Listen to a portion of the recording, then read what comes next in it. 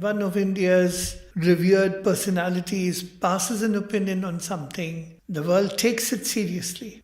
Dr. B.R. Ambedkar was a very controversial person in the sight of the upper caste Hindus, against whom he waged a relentless struggle so that the deprived lower castes of India could get a fair deal. While the lower castes and other fair-minded people adored him for his principled stand, he was demonized by the majority of the upper caste leadership in pre-independence and post-independence India. But having incorporated in the body of the Indian constitution inalienable rights for the lower castes, his detractors lost their teeth, their bite just got blunted, but their old habit at barking did not cease. However, when it comes to demeaning the sacrifices of the mappilas martyrs, the very same upper caste establishment freely quotes Ambedkar in justification of their claim that the mappilas martyrs were not freedom fighters but brazenly anti-Hindu.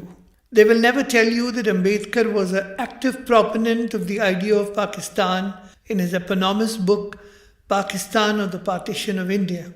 Neither will they tell you that Dr. Ambedkar was not an eyewitness to the events that transpired during 1921 in Malabar. Nor will they mention that he never personally undertook a visit to the region to gather facts. His allegation of the Mappilas riots as being essentially against the Hindu community of the region was based purely on the reports that reached him.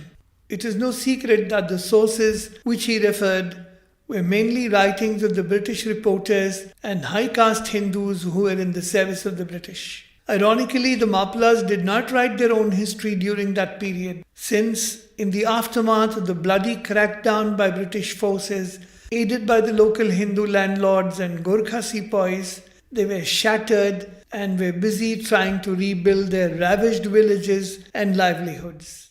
Hence, most information emanating on the riots was a product of the aforesaid class of people. You may wonder how Dr. Ambedkar could have believed in these reports blindly. But if you read the editor's introduction to the online version of Pakistan or the Partition of India, you will observe that this was not the only time Dr. Ambedkar showed haste in arriving at conclusions. Fran Pritchett, Columbia University, writes in the editor's introduction to the book, needless to say, Dr. Ambedkar's opinions about many matters discussed in the text were then and are now controversial. In addition, some of the historical accounts on which he relied for factual information have now been rendered obsolete by later and better grounded research. For example, Chapter 4 would surely have been quite different if Dr. Ambedkar had access to more complex studies like that of Romila Thapar on Mahmud Ghaznavi or Richard Eaton on temple destruction.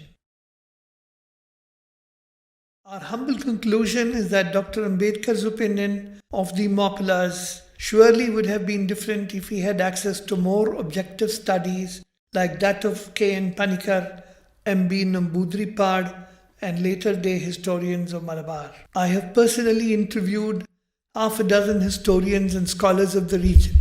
Additionally, I have delved into primary sources like the debates of the Central Legislative Assembly of that period and reports published in a variety of newspapers during 1921-22 concerning the events preceding and during the bloody uprising. Another piece of incontrovertible evidence is the letter to the Hindu newspaper written by V.K. Haji himself, in which he denies the accusations of conversions and atrocities against Hindus. Despite this, Varyam Kunnath Haji is accused of being anti-Hindu. I have put these evidences together in a series of short documentaries titled Was the Mappila Uprising of 1921 Anti-Hindu? Dr. Ambedkar was human after all.